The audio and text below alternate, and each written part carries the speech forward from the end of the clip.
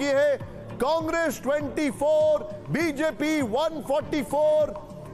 यकीन मानिए सारे रिकॉर्ड बीजेपी ने तोड़ दिए गुजरात में। लेकिन डाटा मोशाई के पास वेरी क्विकली।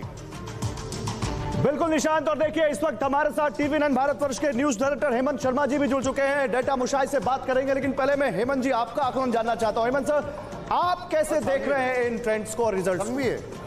गौरव, मैं इस बात से, इस नैरेटिव से बिल्कुल सहमत नहीं हूं कि आम आदमी पार्टी की वजह से गुजरात में भारतीय जनता पार्टी जीत रही है। भारतीय जनता पार्टी अपने वोट प्रतिशत में 4% वोट का इजाफा कर पाई है।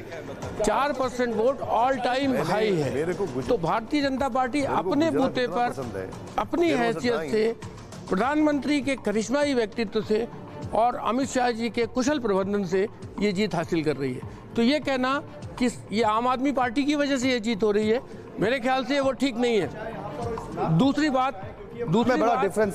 बात मैं ये बताऊंगा कि गुजरात का जो आदिवासी समाज था, जिसकी वोट लगभग 12% है, डेटा मोशाई ज्यादा बताएंगे, वो पहली बार शिफ्ट हुआ है। पिछले 28 बरस से भारतीय जनता पार्टी की वहां सरकार है, लेकिन आदिवासियों का 70 से 80% वोट कांग्रेस को जाता था।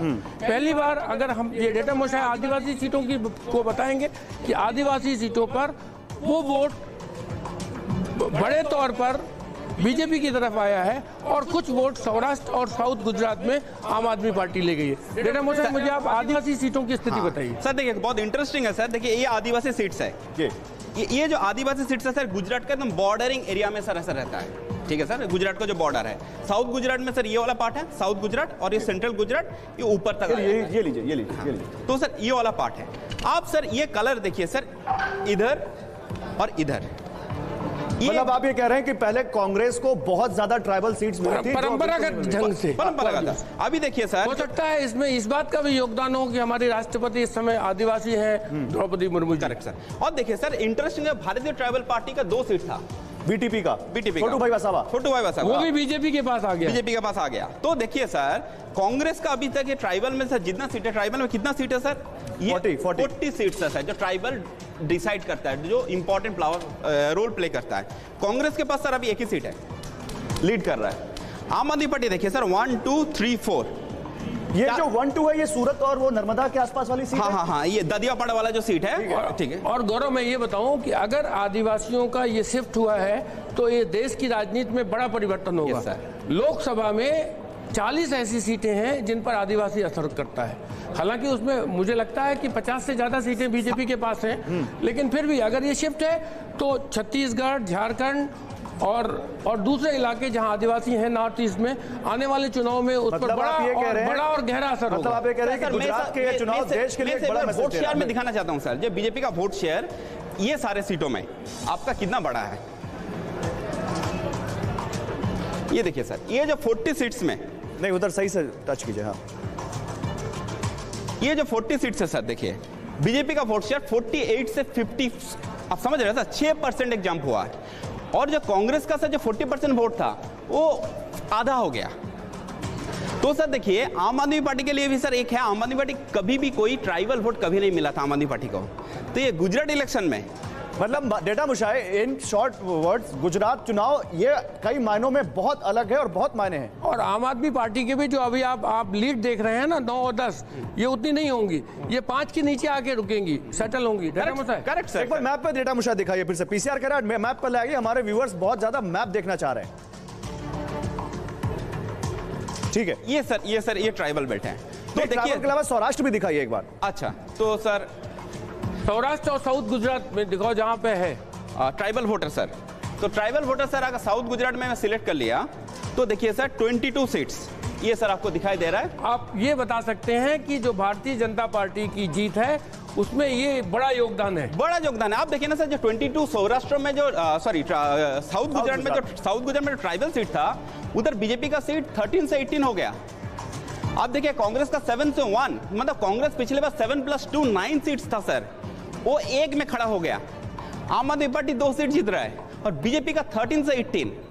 हम डेटा मोसाया से पाटीदारों के बारे में बात करेंगे इसके बाद। शायद निशांत के पास कुछ खबरें आई हैं। ठीक है, बिल्कुल निशांत के पास जाते हैं, लेकिन हम पाटीदार के बारे में भी बात करेंगे। Nishant and Dinesh, over to you. लेकिन एक बॉटम लाइन के साथ कि ये चुनाव बहुत बड़े मैसेज दे रहा है देश की पॉलिटिक्स के लिए भी।